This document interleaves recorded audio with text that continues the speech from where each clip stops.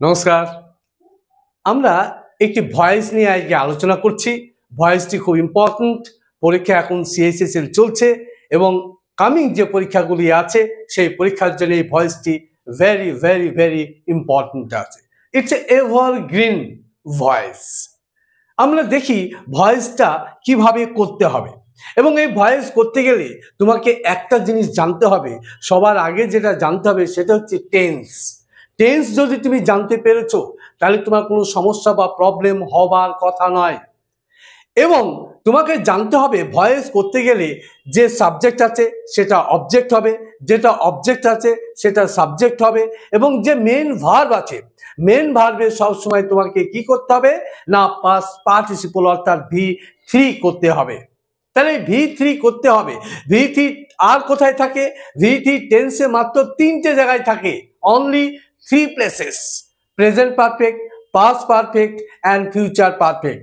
টেন্সে 12টা টেন্সের মধ্যে আর কোথাও V3 অর্থাৎ পাস্ট পার্টিসিপল থাকে না। মোস্ট অফ দ্য কেসেস যত আমাদের প্যাসিভ সেন্টেন্স আছে তার একটা মেন ক্যারেক্টার হচ্ছে কি না V3। সেই V3টাই হচ্ছে প্যাসিভের মেন ক্যারেক্টার। অর্থাৎ প্যাসিভ করতে গেলে তোমাকে V3 দিতেই হবে। Without V3 it is not possible. Do you understand? Yes. Now তাহলে বলো, এবার আমাদের যে প্যাসিভটা দেয়া আছে এখানে হচ্ছে Mahesh was reading the Gita. Mahesh Gita পড়ছিল। ওকে, তাই এটা কোন টেন্স না? এখানে দেখো, এখানে লেখা আছে ওয়াজ রিডিং। এই দুটো মিলে হচ্ছে ভার্ব। তাহলে দুটো মিলে যখন ভার্ব, তাহলে এটা ওয়াজ রিডিং মানে পাস্ট কন্টিনিউয়াস। তাহলে পাস্ট কন্টিনিউয়াসের প্যাসিভের ফর্মেশন কি?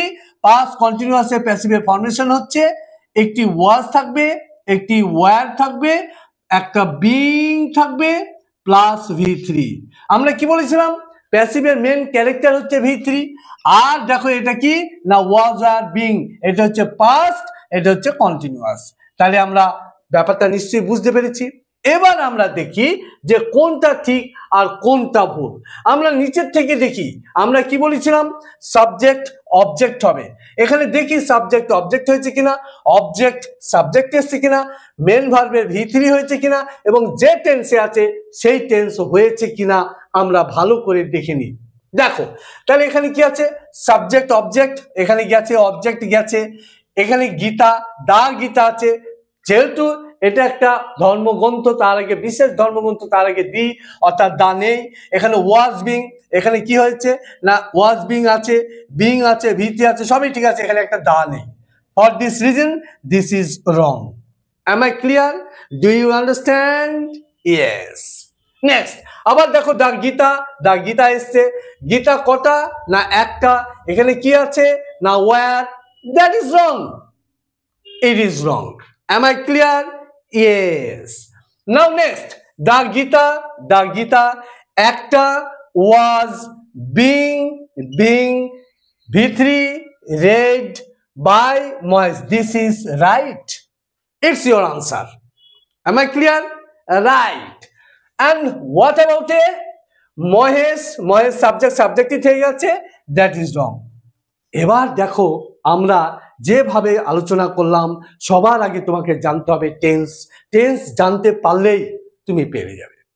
ভিডিওটি লাইক করবে, শেয়ার করবে এবং সাবস্ক্রাইব করবে, আর বেল আইকনটি প্রেস করতে ভুলো না এইরকম বিশেষ ট্রিক্স পেতে।